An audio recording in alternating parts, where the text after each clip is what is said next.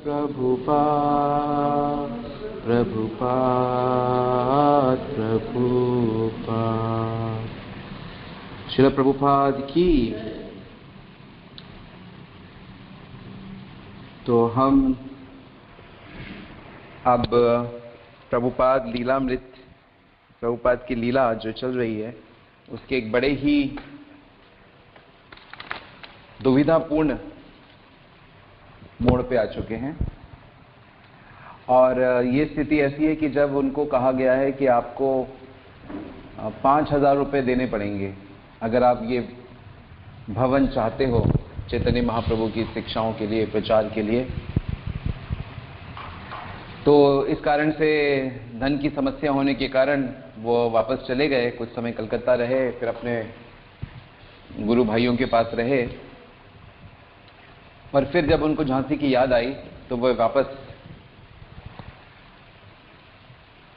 झांसी लौटने का उन्होंने विचार बनाया। और इस बीच उन्होंने एक चैतन्य महाप्रभु के विग्रह अरेंज किए थे, और अब कि वो झांसी आए तो उनके साथ महाप्रभु के विग्रह भी थे। तो महाप्रभु के विग्रह होने के नाते जब वो स्टेशन पे उतरे तो उनका डॉक्टर शास्त्री ने और वहाँ के लोगों ने बहुत स्वागत किया। हालांकि सिचुएशन इतनी अच्छी नहीं थी क्योंकि धन की दिक्कत थी, लेकिन फिर भी भक्तों ने विग्रह का स्वागत किया और प्रभुपाद वहाँ पहुँचे। और जब वो वहाँ पे पहुँचे तो एक लेडी जिनका नाम था सूर्यमुखी, जब ये भवन प्रभुपाद को लेना था तो वो लेडी भी साथ में गई थी क्योंकि वो प्रभुपाद को बहुत अप्रिशिएट करती थी। तो दो शिक्षिकाएं थी, एक सूर्यमुखी और चंद्रमुखी। और ये सूर्यमुखी प्रभुपाद से मिलने को आई और उसने कहा कि आप ये भवन छोड़ दीजिए। तो प्रभुपाद को बड़ा आश्चर्य लगा कि इन्हीं लेडीज ने तो मेरी बड़ी मदद करी थी इस भवन को दिलाने में, और अब यही मुझे मना कर रही है। तो उन्होंने बताया कि जो के.एम. मुंशी हैं, उत्तर प्रदेश के राज्यपाल, उनकी पत्नी लीलावती मुंशी ने स्त्रियों की एक संस्था जो खोल रखी है, तो वो उस संस्था की एक शाखा खोलना चाहती है यहाँ पे, और उस शाखा के लिए उन लोगों को यह स्थान बहुत ही उपयुक्त लग रहा है। और इस तरह उन्होंने बड़ी प्रार्थना की, लेकिन अभय चरण यानी भक्ति वेदांत प्रभुपाद इसके लिए बिल्कुल भी रेडी नहीं हुए और उन्होंने मना कर दिया। कहा नहीं, मैं कैसे भी करके धन एकत्रित करूंगा और मैं ये स्थान चैतन्य महाप्रभु की शिक्षाओं के लिए ही प्रयोग में लाऊंगा। और उस लेडी ने उनको साथ में ये भी बोला कि आपका ये जो विश्वव्यापी पूरे विश्व में फैलाना है, क्योंकि प्रभुपाद जब बात करते थे तो वो ऐसे नहीं बात करते कि मुझे झांसी में केंद्र खोलना और लोगों को भक्त बनाना, नहीं, पूरा विश्वव्यापी प्रचार करना है। तो ये विश्वव्यापी आंदोलन अभी संभव नहीं है। मतलब उसने अपनी भौतिक बुद्धि से, प्रैक्टिकल जैसे लोग सोचते हैं ना, बहुत प्रैक्टिकल होते हैं लोग, तो उन्होंने कहा कि ये विश्वव्यापी आंदोलन तो यहाँ से संभव हो ही नहीं सकता है, और इसलिए ये जो महिला मंडल इसको प्राप्त करना चाहता है, आप कृपा करके उनको दे दें,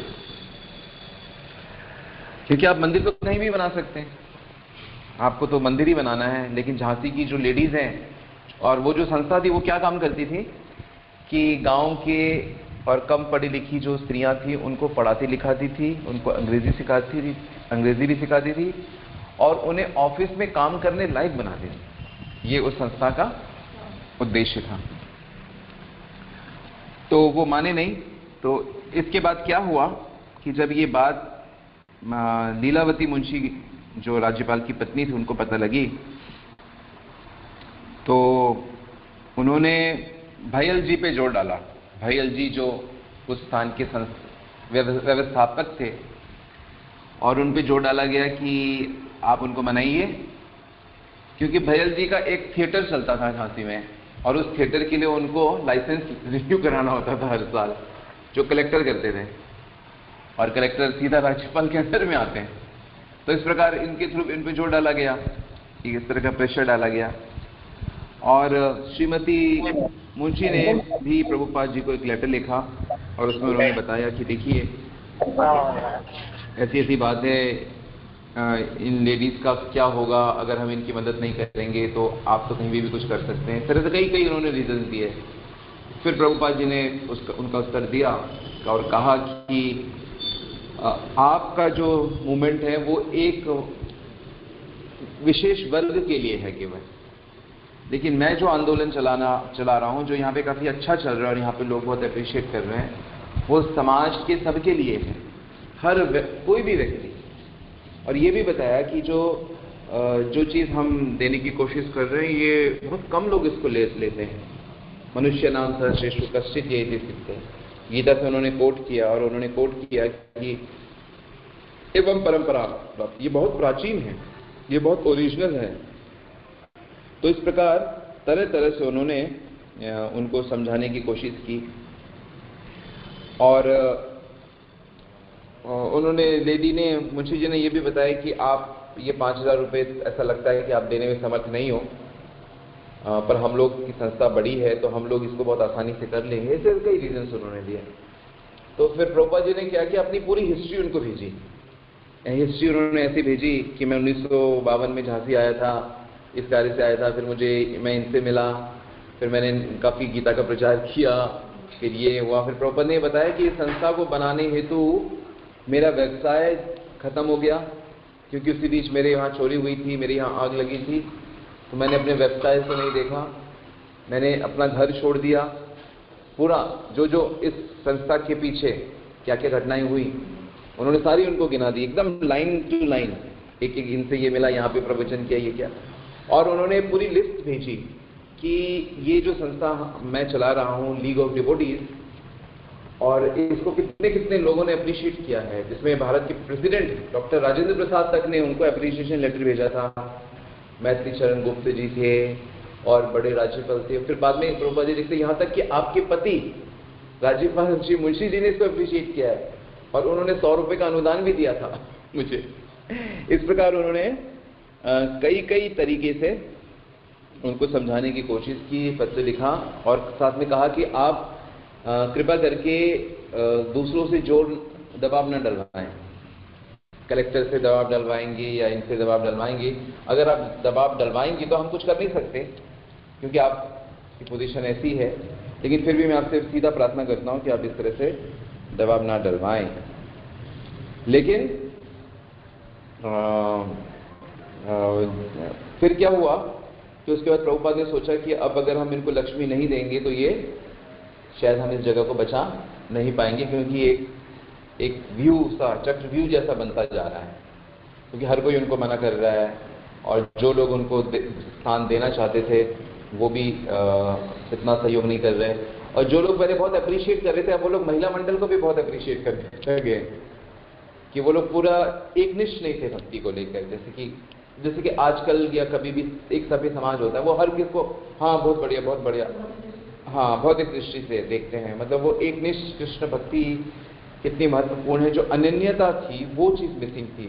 और ये देखा जाता है कि जब लोग थोड़ा पढ़ लिख जाते हैं तो वो ये सोचते हैं कि कोई हमसे नाराज ना हो, अनन्यता उनमें नहीं आती, क्योंकि वो अनन्यता का अर्थ नहीं समझते, वो अनन्यता को फैनेटिसिज्म समझते हैं, है ना। तो ये एक बात थी वहाँ पे।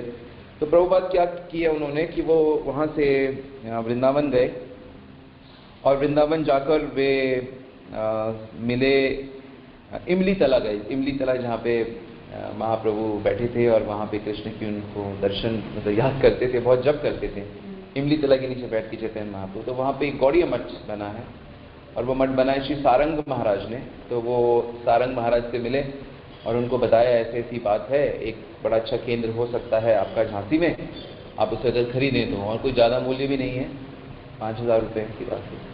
तो सारंग महाराज इसमें इंटरेस्टेड नहीं हुए। फिर वहाँ पे एक दामोदर महाराज थे वृंदावन में, वो उनसे मिलने गए, तो वो भी उसके लिए रेडी नहीं हुए।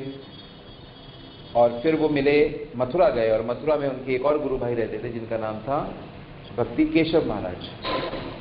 तो भक्ति केशव महाराज वहाँ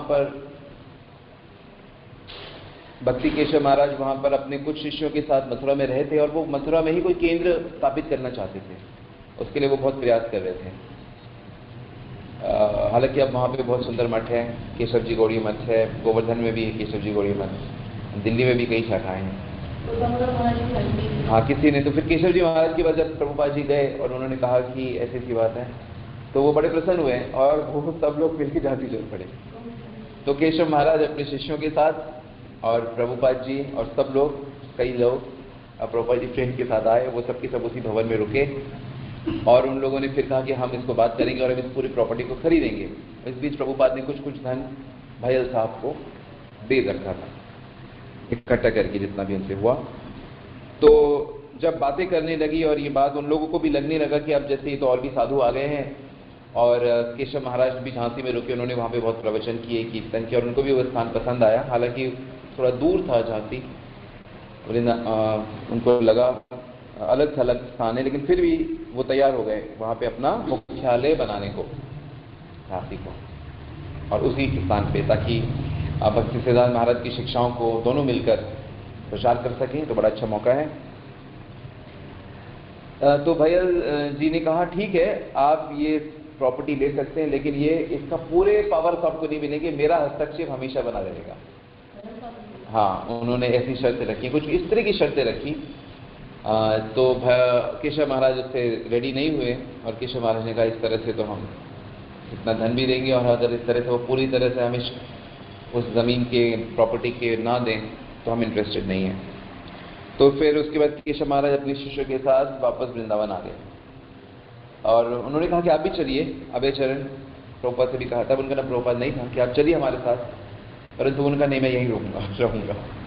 तो अभय चरण बाहर ही रुक गए और एक दो दिन बाद ही भैयल जी ने अब प्रभुपाद ने जो धन दिया था वो उनको वापस कर दिया। 210 रुपये का चेक उनको पकड़ा दिया और कहा कि अब आपका यहाँ कोई संगत नहीं है कि आप यहाँ रुकें, क्योंकि उनको पूरी तरह से मना करा।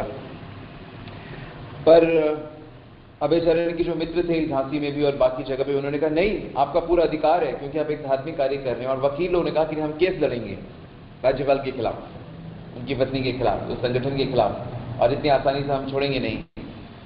तब प्रभुपाद ने सोचा कि मेरे जो गुरु भाई हैं गौड़िया मठ में इतना मुकदमे कर रहे हैं, इतने लड़ाई कर रहे हैं, झगड़े कर रहे हैं, और मैंने अपना घर छोड़ा है, मैंने अपना व्यवसाय बंद कर दिया, मैं एक गृहस्थ रूप से आया था लेकिन मैं वानप्रस्थी बन चुका हूँ, और क्या अब यहाँ पे आके मैं फिर से मुकदमे करूँ, और जबकि मेरे पास इतना धन भी नहीं है, और इन लोगों से मुझे इस तरह से लड़ना क्या ठीक रहेगा।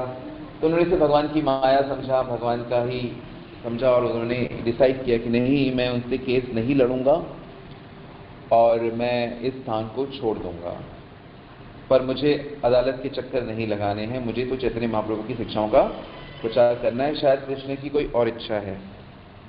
बाद में प्रभुपाद ने भी ये बताया था कि अगर मैं उस जगह को नहीं छोड़ता तो वो मुझे नहीं निकाल सकते थे, लेकिन फिर भी मैंने यही विचार किया कि नहीं, मेरे को ये स्थान छोड़ना ही अच्छा है। हालांकि इसको छोड़ते हुए प्रभुपाद को बहुत दुख हो रहा था, क्योंकि उन्होंने दीवार की चारों तरफ जो बाउंड्री लाइन थी वहाँ पे बड़ा बड़ा लीग ऑफ डिवोटीज लिखवाया हुआ था और काफ़ी प्लान उन्होंने बना रखे थे उसको लेकर। दुख तो होता ही है, और थोड़ा उदास थे वो, और सर वो वहाँ से फिर चले गए। और उन्होंने कहा कि उनके जाने के बाद भी आप इन एक्टिविटीज़ को चलाइए, आप सचिव हो, आप कार्य करिए, और मैं बीच बीच में आता रहूँगा जैसे कृष्ण की इच्छा होगी। पर वो जो प्रॉपर्टी थी वो महिलाओं मंडल के पास चली गई, और अभी मालूम नहीं वहाँ पे क्या चल रहा है। पर प्रभुपाद वहाँ से निकल कर फिर दिल्ली की ओर जाएंगे। खैर, इससे पहले वो वृंदावन जाएंगे, और अब उनका जो रियल स्ट्रगल है, बहुत ही खतरनाक स्ट्रगल यहाँ से प्रारंभ होता है, जो हम धीरे धीरे स्ट्रगल में प्रभुपाद के साथ रहेंगे, उनसे इंस्पिरेशन लेंगे, अपने भक्ति को दृढ़ करेंगे। श्री प्रभुपाद की। हाँ जी, अभी किसी का कोई सवाल है तो आप पूछ सकते हैं।